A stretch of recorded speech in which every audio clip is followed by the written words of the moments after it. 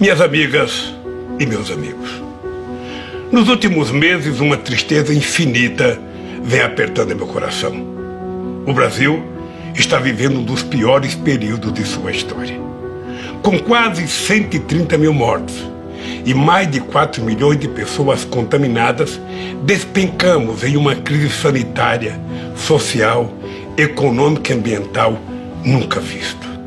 Mais de 200 milhões de brasileiros e brasileiras acordam todos os dias, sem saber se seus parentes, amigos ou eles próprios estarão saudáveis e vivos à noite. A esmagadora maioria dos mortos pelo coronavírus é de pobres, pretos, pessoas vulneráveis que o Estado abandonou. Na maior e mais rica cidade do país, as mortes pelo Covid-19 são 60% mais altas entre pretos e pardos da periferia, segundo os dados das autoridades sanitárias. Cada um desses mortos que o governo federal trata com desdém tinha nome, sobrenome, endereço, tinha pai, mãe, irmão, filho, marido, esposa e amigos. Dói saber que dezenas de milhares de brasileiros e brasileiras não puderam se despedir de seus entes queridos. Eu sei o que é esta dor. Teria sido possível, sim, evitar tantas mortes. Estamos entregues a um governo que não dá valor à vida e banaliza a morte. Um governo insensível, irresponsável e incompetente, que desrespeitou as normas da Organização Mundial da Saúde e converteu o coronavírus em uma arma de destruição em massa. Os governos que emergiram do golpe congelaram recursos e sucatearam o Sistema Único de Saúde, o SUS, respeitado mundialmente como modelo para outras nações em desenvolvimento. E o colapso só não foi maior ainda graças aos heróis anônimos, as trabalhadoras e os trabalhadores do sistema de saúde. Os recursos que poderiam estar sendo usados para salvar vidas foram destinados a pagar juros ao sistema financeiro.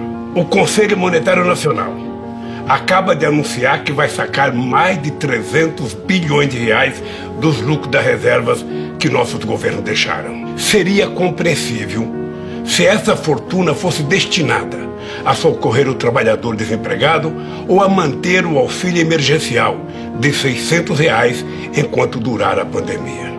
Mas isso não passa pela cabeça dos economistas do governo. Eles já anunciaram que esse dinheiro vai ser usado para pagar os juros da dívida pública.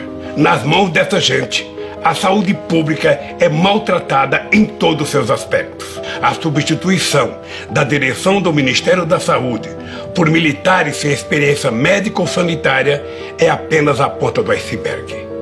Em uma escalada autoritária, o governo transferiu centenas de militares da ativa e da reserva para a administração federal, inclusive em muitos postos-chave, fazendo lembrar os tempos sombrios da ditadura.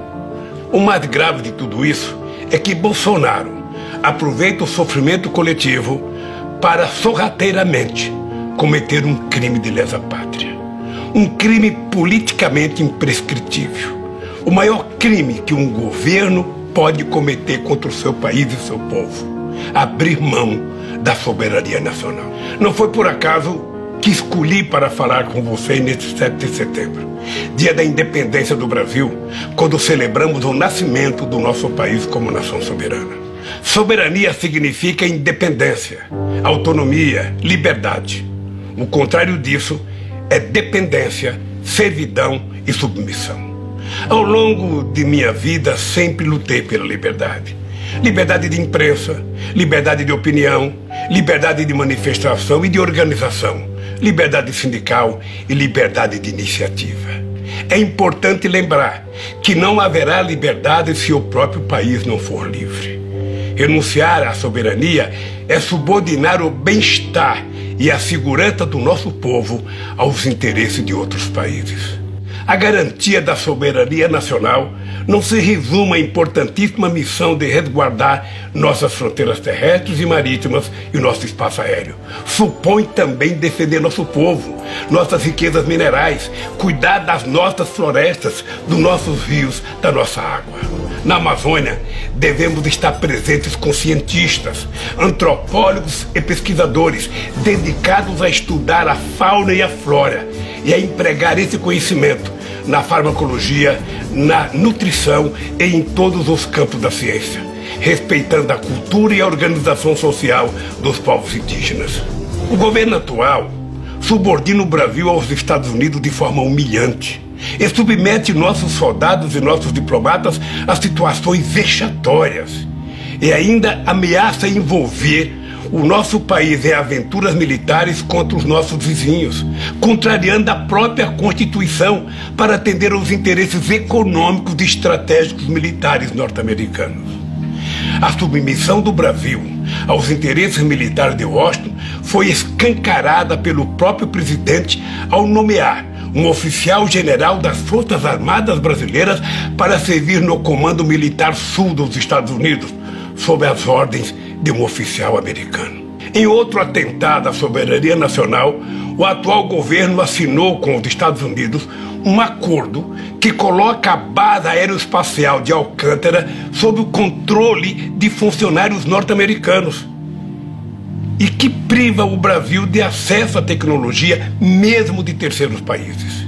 Quem quiser saber os verdadeiros objetivos do governo não precisa consultar manuais secretos da ABIN ou do Serviço de Inteligência do Exército.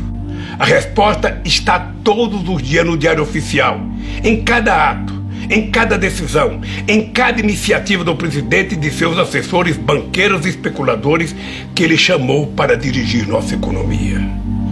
Instituições centenárias, como o Banco do Brasil, a Caixa Econômica Federal e o BNDES, que se confundem com a história do desenvolvimento do país, estão sendo esquartejadas e fatiadas ou simplesmente vendidas a preço vil. Bancos públicos não foram criados para enriquecer famílias. Eles são instrumento do progresso, financiam a casa do pobre, a agricultura familiar, as obras de saneamento e a infraestrutura essencial ao desenvolvimento. Se olharmos para o setor energético, veremos uma política de terra arrasada igualmente predadora. Depois de colocar à venda por valores ridículos as reservas do pré-sal, o governo desmantela a Petrobras. Venderam a distribuidora e os gasodutos foram alienados. As refinarias estão sendo esquartejadas. Quando só restarem os cacos, chegarão as grandes multinacionais para arrematar o que tiver sobrado de uma empresa estratégica para a soberania do Brasil. Meia dúzia de multinacionais ameaçam a renda de centenas de bilhões de reais do petróleo e do pré-sal, recursos que constituiriam um fundo soberano para financiar uma revolução educacional e científica. A Embraer, um dos maiores trunfos do nosso desenvolvimento tecnológico, só escapou da sanha entreguista em função das dificuldades da empresa que iria adquiri-la. A Boeing, profundamente ligada ao complexo industrial militar dos Estados Unidos. O desmanche não termina aí. O furor privatista do governo pretende vender na Bacia das Almas a maior empresa de geração de energia da América Latina, a Eletrobras, uma gigante com 164 usinas, 2 delas termonucleares, responsável por quase 40% da energia consumida no Brasil. A demolição das universidades, da educação e o desmonte das instituições de apoio à ciência e tecnologia, promovido pelo governo, são ameaça real e concreta à nossa soberania. Um país que não produz conhecimento, que persegue seus professores e pesquisadores, que corta a bolsa de pesquisa e nega ensino superior à maioria de sua população, está condenada à pobreza e à eterna submissão. A obsessão destrutiva desse governo deixou a cultura nacional entregue a uma sucessão de aventureiros. Artistas intelectuais clamam pela salvação da Casa de Rui Barbosa, da Funarte, da Ancine. A Cinemateca Brasileira, onde está depositado um século da memória do cinema nacional, corre o sério risco de ter o mesmo destino trágico do Museu Nacional. Minhas amigas e meus amigos, no isolamento da quarentena, tenho refletido muito sobre o Brasil e sobre mim mesmo, sobre meus erros e acertos e sobre o papel que ainda pode me caber na luta do nosso povo por melhores condições de vida. Decidi me concentrar ao lado de vocês na reconstrução do Brasil como nação independente, com instituições democráticas, sem privilégios oligárquicos e autoritários, um verdadeiro Estado democrático de direito, com fundamento na soberania popular. Uma nação voltada para a igualdade e o pluralismo. Uma nação inserida numa nova ordem internacional, baseada no multilateralismo, na cooperação e na democracia, integrada na América do Sul e solidária com outras nações em desenvolvimento. O Brasil que quero reconstruir com vocês é uma nação comprometida com a libertação do nosso povo, dos trabalhadores e dos excluídos. Dentro de um mês, vou fazer 75 anos. Olhando para trás, só posso agradecer a Deus, que foi muito generoso comigo. Tenho que agradecer a minha mãe, Dona Lindu, por ter feito de um pau de arara sem diploma um trabalhador orgulhoso, que um dia viraria presidente da República, por ter feito de mim um homem sem rancor e sem ódio. Eu sou o menino que desmentiu a lógica, que saiu do porão social e chegou ao andar de cima sem pedir permissão a ninguém, só ao povo. Não entrei pela porta dos fundos, entrei pela rampa principal, e isso os poderosos jamais perdoaram. Relevaram para mim o papel de figurante, mas virei protagonista pelas mãos dos trabalhadores brasileiros. Assumi o governo disposto a mostrar que o povo cabia sim no orçamento. Mais do que isso, provei que o povo é um extraordinário patrimônio, uma enorme riqueza. Com o povo o Brasil progride, se enriquece, se fortalece, se torna um país soberano e justo. Um país em que a riqueza produzida por todos seja distribuída para todos, mas em primeiro lugar para os explorados, dos oprimidos e os excluídos. Todos os avanços que fizemos sofreram encarniçada oposição das forças conservadoras, aliadas aos interesses de outras potências. Eles nunca se conformaram em ver o Brasil como um país independente e solidário com seus vizinhos latino-americanos e caribenhos, com os países africanos, com as nações em desenvolvimento. É aí, nessas conquistas dos trabalhadores, nesse progresso dos pobres, no fim da subserviência, é aí que está a raiz do golpe de 2016. Aí está a raiz dos processos armados contra mim, da minha prisão ilegal e da proibição da minha candidatura em 2018. Processos que agora todo mundo sabe contaram com a criminosa colaboração secreta de organizações de inteligência norte-americanos. Ao tirar 40 milhões de brasileiros da miséria, nós fizemos uma revolução neste país, uma revolução pacífica, sem tiros nem prisões. Ao ver que esse processo de ascensão social dos pobres iria continuar, que a afirmação da nossa soberania não iria ter volta, os que se julgam donos do Brasil, aqui dentro e lá fora, resolveram dar um basta. Nasce aí o apoio dado pelas elites conservadoras a Bolsonaro. Aceitaram como natural sua fuga dos debates, derramaram rios de dinheiro nas indústrias das fake news, fecharam os olhos para seu passado aterrador, fingiram ignorar seu discurso em defesa da tortura e a apologia pública que ele fez do estupro. As eleições de 2018 jogaram o Brasil em um pesadelo que parece não ter fim. Com a ascensão de Bolsonaro, milicianos, atravessadores de negócios e matadores de aluguel saíram das páginas policiais e aparecem nas colunas políticas. Como no filme de terror, as oligarquias brasileiras pariram um monstrengo que agora não consegue controlar, mas que continuarão a sustentar enquanto seus interesses estiverem sendo atendidos. Um dado escandaloso ilustra essa conivência.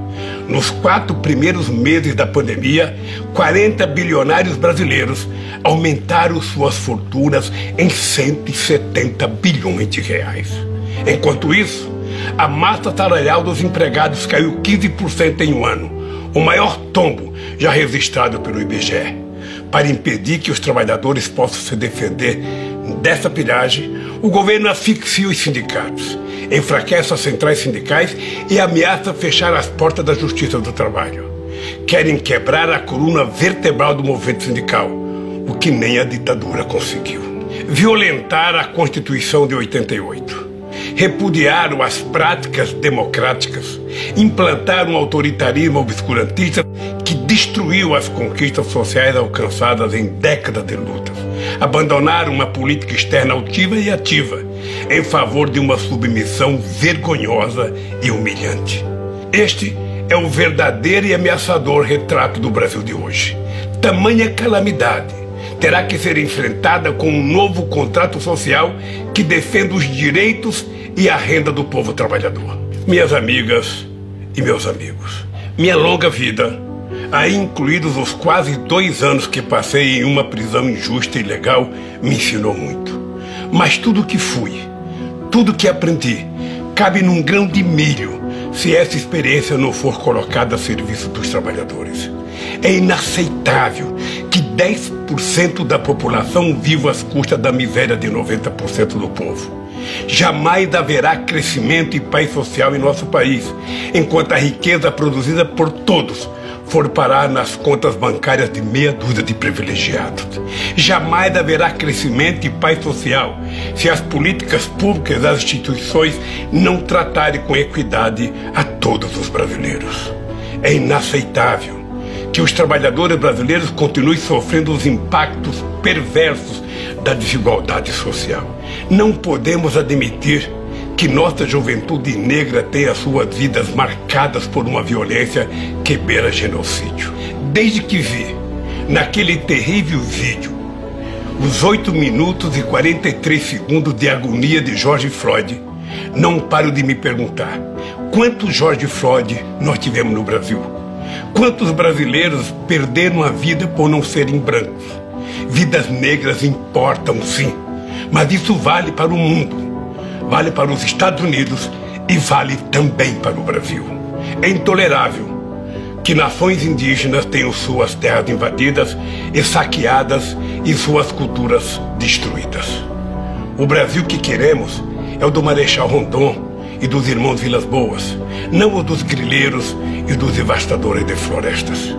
Temos um governo que quer matar as mais belas virtudes do nosso povo, como a generosidade, o amor, a paz e a tolerância.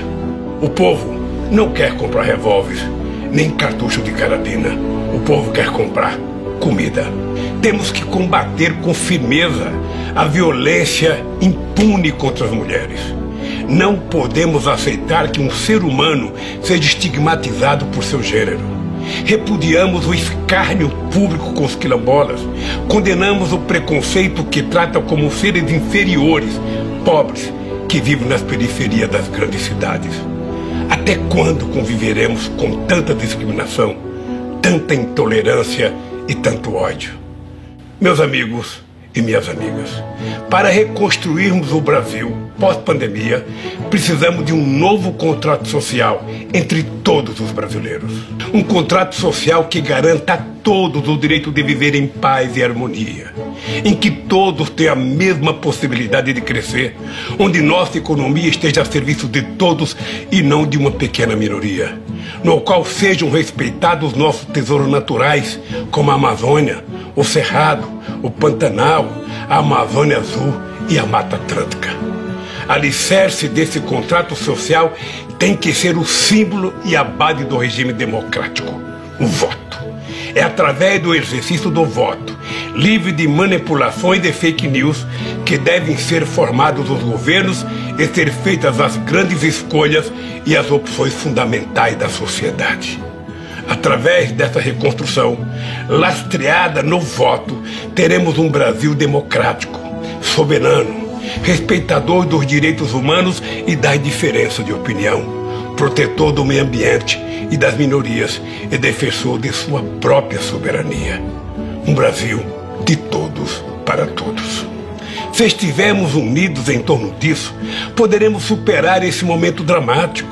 O essencial hoje é vencer a pandemia, defender a vida e a saúde do povo. É pôr fim a esse desgoverno e acabar com o teto de gastos que deixa o Estado brasileiro de joelhos diante do capital financeiro nacional e internacional.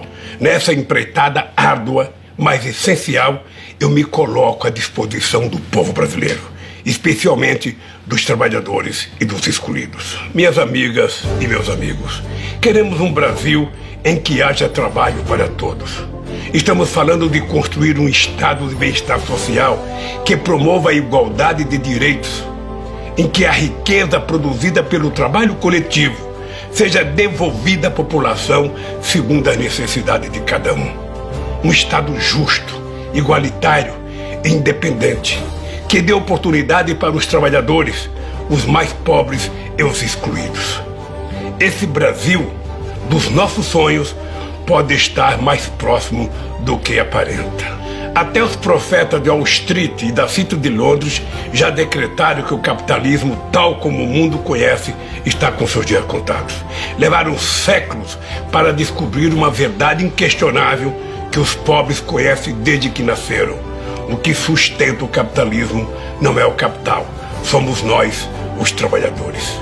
É nessa hora que me vem à cabeça esta frase que li num livro de Victor Hugo, escrito há 1 século e meio, e que todo trabalhador deveria levar no bolso, escrita em um pedacinho de papel para jamais esquecer. É do inferno dos pobres que é feito o paraíso dos ricos. Nenhuma solução, porém, terá sentido sem o povo trabalhador como protagonista. Assim como a maioria dos brasileiros não acredito e não aceito os chamados pactos pelo alto com as elites. Quem vive do próprio trabalho não quer pagar a conta dos acertos políticos feitos no andar de cima. Por isso, quero reafirmar algumas certezas pessoais. Não apoio, não aceito e não subscrevo qualquer solução que não tenha participação efetiva dos trabalhadores.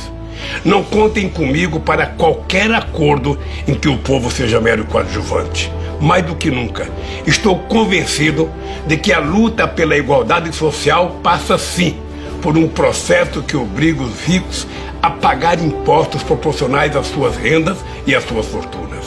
E esse Brasil, minhas amigas e meus amigos, está ao alcance das nossas mãos. Posso afirmar isso olhando nos olhos de cada uma e de cada um de vocês. Nós provamos ao mundo que o sonho de um país justo e soberano pode sim se tornar realidade. Eu sei, vocês sabem, que podemos de novo fazer do Brasil o país dos nossos sonhos. E dizer do fundo do meu coração, estou aqui, vamos juntos reconstruir o Brasil. Ainda temos um longo caminho a percorrer juntos. Fiquem firmes, porque juntos nós somos fortes. Viveremos e venceremos.